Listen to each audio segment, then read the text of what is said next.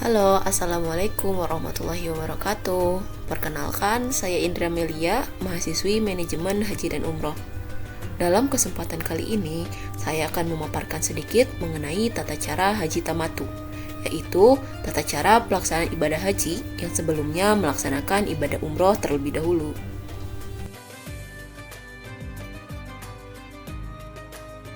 Proses rangkaian ibadah haji yang pertama yaitu kita berihram di tempat mikot. Tempat mikot yang ada di Arab Saudi ada 5. Yang pertama ada Bir Ali, yang kedua ada Al-Juf'ah, yang ketiga ada Zatul Irqan, yang keempat ada Qurnul Manazil, dan yang kelima ada Yalamlam. Namun tempat mikot yang sering kali dijadikan tempat mikot oleh jamaah Indonesia yaitu Bir Ali untuk jamaah gelombang pertama dan Yalamlam untuk jamaah gelombang kedua. Selanjutnya, ketika kita sudah ada di tempat mikot, kita lakukan sunnah-sunnah dulu sebelum berihram. Sunnah-sunnah tersebut diantaranya seperti mandi, bercukur, memotong kuku, serta memakai wangi-wangian. Hal-hal tersebut dilakukan sebelum kita memakai pakaian ihram serta berniat. Karena setelah kita berniat dan berihram, hal-hal tersebut itu sudah masuk ke dalam larangan ihram. Selanjutnya yaitu pakaian ihram. Pakaian ihram yang digunakan oleh jemaah perempuan terdiri dari gamis putih ataupun abaya serta jilbab yang panjang menutupi bagian dada. Jamaah perempuan juga dianjurkan menggunakan kaos kaki serta legging untuk menutupi aurat bagian bawah. Jamaah perempuan juga dianjurkan menggunakan sarung tangan untuk menutupi punggung tangan. Sedangkan untuk jamaah laki-laki, pakaian ihramnya terdiri dari 2 kain ihram yang tidak berjahit. Jamaah laki-laki juga tidak diperbolehkan menggunakan dalaman, namun diperbolehkan menggunakan sabuk sebagai tambahan agar kain ihram bagian bawah tidak melorot. Adapun tata cara penggunaan kain ihram bagi laki-laki sebagai berikut.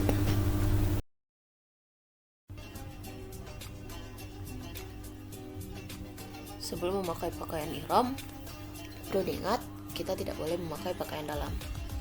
Pertama, kita gunakan kain ihram yang bagian bawah. Kain ihram bagian bawah dibuat panjang sebelah, supaya jika kita melangkah, kain ihramnya tidak mudah tersingkap.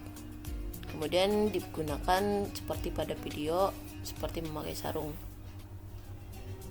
Kemudian kita menggunakan yang bagian atasnya dibuat sama panjang, bagian kiri dimasukkan ke dalam, yang bagian kanan di luar. Kita bisa menambahkan sabuk supaya kain ihram tidak mudah jatuh.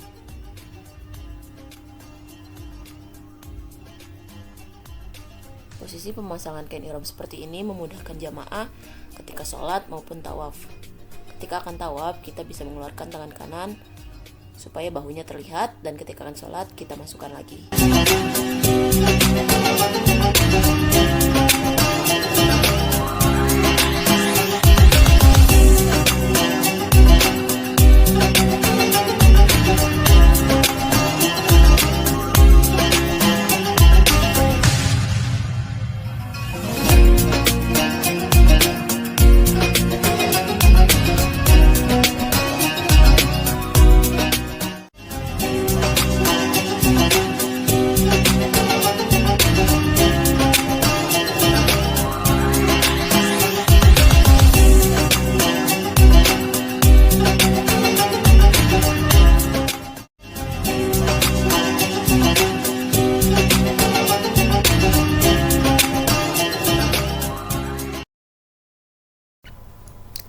Kemudian setelah kita sudah memakai pakaian ihram, kita mengambil niat untuk umroh. Seperti ini niatnya. Labbaik Allahumma umrotan. Yang artinya, aku penuhi panggilanmu ya Allah untuk berumroh.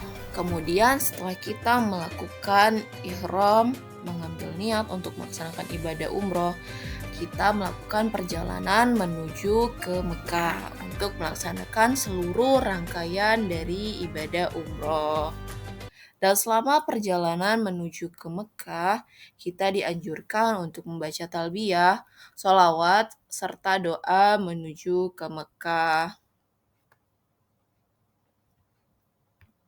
لبيك اللهم لبيك لبيك لا شريك لك لبيك إن الحمد والنعمة لك والملك لا شريك لك. Jamaah haji tiba di kota suci Mekah dan kemudian menuju ke Masjidil Haram untuk melaksanakan tawaf. Di area tawaf, jamaah haji berdiri sejajar dengan rukun Hajar Aswad. Jamaah haji menghadapkan badannya seluruh atau sebagian kepada Hajar Aswad sambil mengangkat tangan sembari membaca Bismillahi Allahu Akbar. Kemudian setelah itu mengecupkan tangannya dan menurunkan tangannya. Mulailah perjalanan tawaf mengelilingi Ka'bah. Jamaah haji berputar 7 kali berlawanan dari arah jarum jam. Ketika sampai di rukun Yamani, jamaah haji kembali menghadapkan badannya kepada rukun Yamani sembari mengangkat tangan dan membaca Bismillahi Allahu Akbar, tapi tanpa dikecup. Kemudian setelah itu, jamaah haji melanjutkan perjalanan tawafnya hingga berakhir di rukun Hajar Aswad. Selesailah putaran pertama dan dilanjutkan kepada putaran berikutnya hingga 7 kali putaran. Setelah selesai melaksanakan tawaf, jamaah haji disunahkan sholat di belakang makom Ibrahim. Dan juga disunahkan untuk sholat di Hijr Ismail ataupun berdoa di Hijr Ismail. Setelah kita selesai melakukan tawaf serta sholat sunnah di belakang makom Ibrahim, kita bisa keluar dari area tawaf untuk beristirahat terlebih dahulu sembari meminum air zam-zam. Adapun doa meminum air zam-zam seperti ini. Allahumma inni as'aluka ilman nafi'an wa rizqan wasi'an wa shifaan min kulli da'in. Kemudian kita lanjutkan kepada rangkaian ibadah yang selanjutnya, yaitu sa'i atau berlari-lari kecil di antara Bukit Sofa dan Marwah. Kita memulai putaran sa'i dari Bukit Sofa menuju Bukit Marwah. Selama dari Bukit Sofa ke Marwah, kita dianjurkan memperbanyak zikir, bertasbih serta bertakbir di dalam perjalanannya. Kemudian sebelum kita sampai menuju Bukit Marwah, kita akan melewati 2 pilar atau lampu hijau.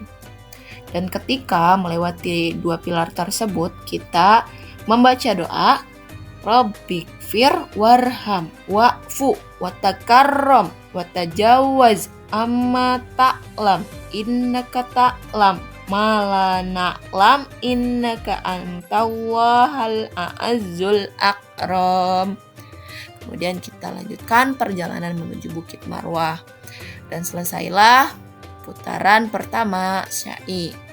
Kemudian lanjutkan lagi putaran kedua, perjalanan dari Bukit Marwah ke Bukit Sofa. Dan kita lanjutkan sampai putaran 7, di mana pada putaran ke-7 ini kita akan berhenti di Bukit Marwah. Kemudian rangkaian ibadah umroh yang terakhir yaitu tahallul. Tahallul adalah mencukur atau memendekkan sebagian rambut sekurang-kurangnya 3 helai. Untuk jamaah laki-laki dianjurkan ketika tahallul ini sampai botak. Dan untuk jamaah perempuan bisa melakukan tahallul hanya 3 helai atau sepanjang 1 ruas jari.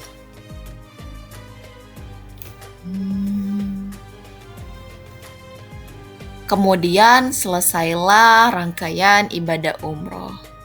Dan setelah ini jamaah sudah terbebas dari larangan-larangan ihram seperti memotong rambut, memotong kuku, memakai wangi-wangian, dan lainnya. Tetapi meski begitu perlu diingat Untuk para jamaah yang ketika berangkat haji bersama dengan pasangannya, istri atau suami, dilarang untuk berhubungan badan terlebih dahulu sampai rangkaian ibadah haji selesai. Dan untuk menunggu waktu sampai pelaksanaan ibadah haji, para jamaah juga bisa memperbanyak ibadah di Masjidil Haram, seperti membaca Al-Quran, sholat, berzikir, bersolawat, dan sebagainya. Kemudian tibalah pada tanggal 8 Zulhijjah, para jamaah bangun untuk mandi, bercukur, memotong kuku, serta memakai wangi-wangian. Dan setelah itu bersiap untuk berniat untuk melaksanakan ibadah haji. Bagaimana niatnya? Niatnya seperti ini.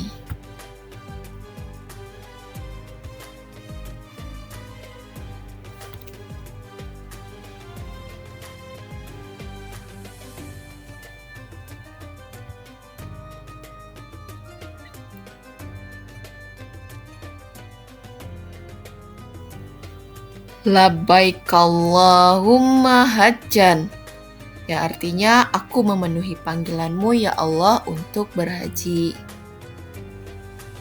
Kemudian selanjutnya para jamaah berangkat dari maktabnya masing-masing menuju ke Mina.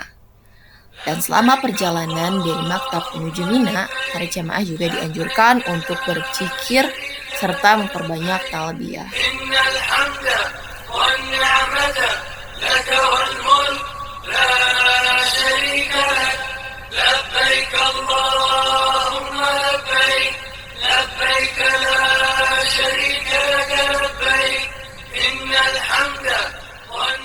Para jamaah kemudian sampai di Mina. Di Mina ini, para jamaah dianjurkan memperbanyak talbiyah, berzikir, serta sholat tepat waktu. Kemudian pada tanggal 9 Zulhijjah, para jamaah bertolak menuju ke Arafah. Di Arafah ini, para jamaah melaksanakan wukuf, di mana wukuf adalah puncak dari pelaksanaan ibadah haji. Bahkan dikatakan dalam hadis, Al-Hajju wukuf, ya artinya haji adalah wukuf. Selama wukuf, para jamaah bisa mendengarkan khutbah Arafah, memperbanyak istighfar, memohon ampunan, berzikir, bersolawat, serta berdoa. Di sini juga para jamaah dianjurkan untuk menjamak takdim sholat zuhur dan sholat ashar. Kemudian setelah jamaah haji melaksanakan wukuf, jamaah bertolak menuju ke Muzdalifah untuk mabit serta mengumpulkan batu kerikil berjumlah 49-70 butir. Untuk keesokan harinya, para jamaah melaksanakan lempar jumroh Aqobah serta melempar jumroh di Mina. Di Muzdalifah juga, para jamaah dianjurkan untuk jamak takhir, sholat maghrib, dan sholat isya. Kemudian pada tanggal 10 Zulhijjah, para jamaah melakukan lempar jumroh Aqobah. Jumlah lemparan jumroh Aqobah berjumlah 7 buah kerikil, di mana pada setiap lemparannya para jamaah membaca takbir. Bismillahi Allahu Akbar.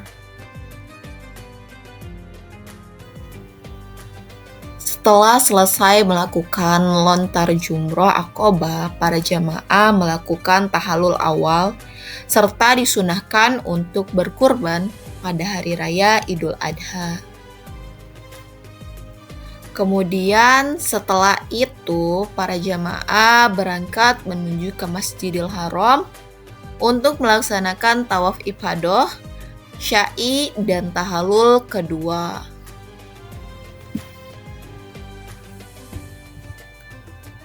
Setelah para jamaah selesai melakukan tahallul, para jamaah kembali menuju Mina untuk melaksanakan mabit sampai tanggal 12 atau sampai tanggal 13 Zulhijjah. Kemudian para jamaah melakukan 3 lempar jumroh, yaitu jumroh ula, jumroh wusto, dan jumroh aqobah, di mana masing-masing lemparan berjumlah 7 buah butir. Setelah para jamaah melakukan 3 lempar jumroh, para jamaah meninggalkan Mina sebelum matahari tergelincir. Dan hal ini disebut dengan nafar awal.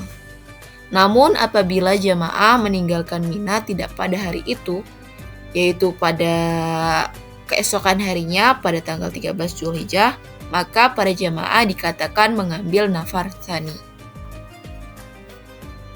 Setelah para jamaah meninggalkan Mina, para jamaah kembali menuju ke Masjidil Haram untuk melakukan tawaf wada atau tawaf perpisahan. Setelah ini, selesailah seluruh rangkaian ibadah haji yang dilakukan oleh para jamaah. Dan para jamaah bisa kembali menuju ke tanah air. Mungkin cukup sekian pemaparan materi mengenai tata cara pelaksanaan ibadah haji tamattu yang bisa saya sampaikan. Kurang lebihnya mohon maaf. Terima kasih. Wabillahi taufiq wal hidayah. Wassalamualaikum warahmatullahi wabarakatuh.